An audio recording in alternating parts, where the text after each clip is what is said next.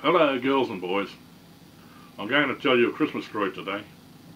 Does anyone know why the angel sits on top of a Christmas tree? Anyone? Anyone? Anyone? No? No? Okay. Well, I'm going to have to tell you the story of why the angel sits on top of a Christmas tree since nobody knows it. So listen up closely, girls and boys. You'll learn something. 'Twas a week before Christmas when Santa woke up. He yelled to his wife, "With my bacon egg cup?" Then Mary said, "Sorry, your egg cup is broke. I burnt all the bacon. My cooking's a joke." "Well, there goes my breakfast," Santa sadly said. "I really wanted breakfast in my warm bed." "Please get me some coffee, dear," Santa did ask, "and don't stuff it up. It's a simple task." So Santa gets dressed and pulls on his boots, but they're both full of snow and Santa yelled droops, for he dare not swear or say the F word, 'cause in the North Pole it's never been heard. Whew. "I'll now have my coffee," said Santa to Mary. "Then I'll check on the elves, I'm sure one's a fairy." So Mary hands Santa his big cup of java, but it burnt his lips, it was like hot molten lava. Poor Santa. "Roots and bunts," did Santa yell loud. Tears came to his eyes and then how he howled. "I'm sure now my lips will form a big blister. Oh, how now I wish I had married your sister. At least she can cook and make some great coffee, but you old cow, you're driving me potty." So Mary did cry and then packed her bag. "I'm going to mother's, you grouchy fat dag." So then said dear Santa, "Thank Ruth, but she's gone. The nagging old bunt, I'm finally alone. I can do what I want, when, where and how, 'cause finally I'm rid of that bleeding old cow. I think I'll go check on a sled in the shed," but then Santa found the sled was all red. From rust and corrosion it had fallen apart. "Ruthless," said Santa, "I'm going to fart." That's all you're getting this Christmas. The sleigh is no good and it will not do. I'll just give the elves to fix it like new. But first I must check on my lovely reindeer, and harness and reins and other such gear.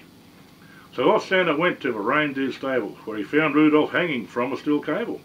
For Dasher and Dancer and Prancer as well were frozen to death, and Santa said, "Help."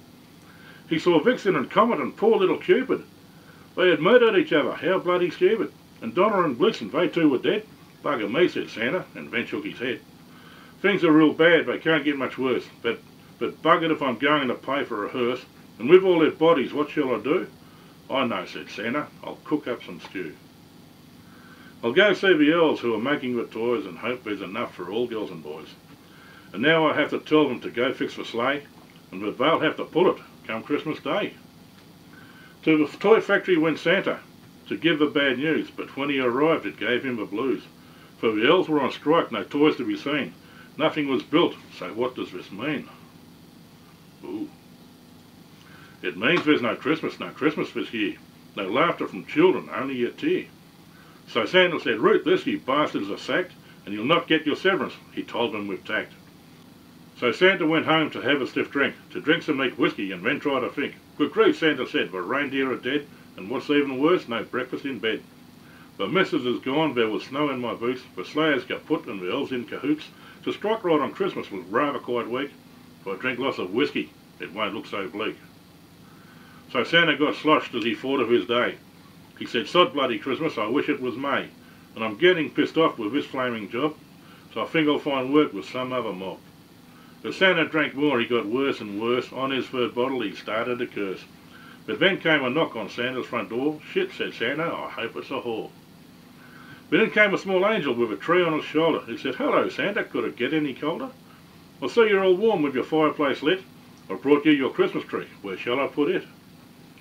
So Santa stood up and said with a glare, "Wait, little friend, I'll come over there."